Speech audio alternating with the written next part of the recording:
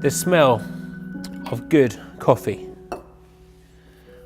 the way the steam rises, that kick of caffeine first thing in the morning. I have a friend who says he's never really fully woken up until he's had his first cup of coffee.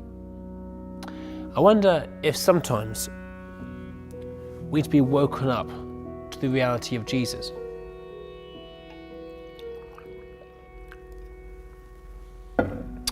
Jerusalem was and is a significant city.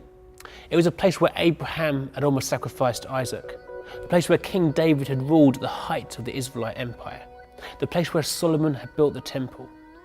And at the time of Jesus, this significant place was under Roman occupation. The Romans ruled it with an iron fist, imposing their blasphemous ways. And therefore it was also a city of unrest, as zealous terrorists tried to take it back.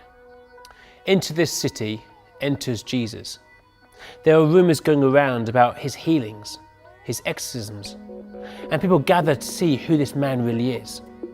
He enters Jerusalem like a king, but with a very different kind of kingdom. He enters not on a war horse, but on a donkey. He comes from Nazareth. What good can come from Nazareth? He enters not with soldiers, but with a bunch of ordinary men. And he enters Jerusalem weeping. But many of the Jews see him being a king. They party, they celebrate, they sing, they dance. All of them except for a few. The Pharisees, the religious leaders, don't like what's happening. They even try and stop the party. They say to Jesus, "Rebuke your disciples." But Jesus says, if the disciples are quiet, the rocks will cry out. You see, the Pharisees didn't want Jesus to be the Messiah. They didn't see him as being their king. He kept breaking their rules and regulations. He even spoke out against them. The very next day, Jesus enters the temple. Now, the temple was a significant place. It capped Jerusalem. It was one of the ancient wonders of the world. Made of gold and silver and marble, it shone and dazzled in the light. And yet Jesus enters this place and does something quite dramatic. He sends out the moneylenders. He turns over the tables and he says, "This house is a house of prayer, but you have made it a den for robbers." The temple had become a place of corruption. It would cost 2 days' wages just to enter into the temple. 15% extra charge if you had the wrong currency. Then you bring your animal to be sacrificed, but they'd almost find something wrong with your animal, some kind of blemish, and sell you a different animal at 10 times the going rate. The place was corrupt, and Jesus can't stand it.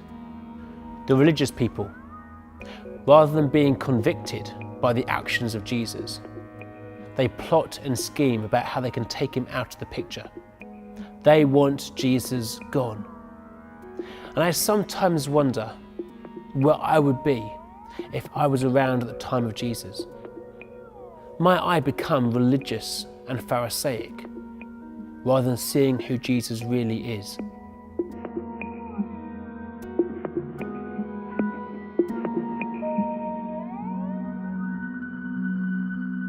Do we too often try and keep the status quo rather than see what God is doing? Do we sometimes keep quiet rather than publicly worshipping the King of Kings?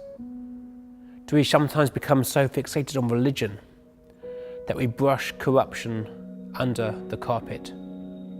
Do we sometimes box Jesus up? Jesus often made the comfortable feel uncomfortable.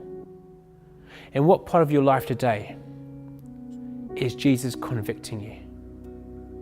Let's wake up to who Jesus really is.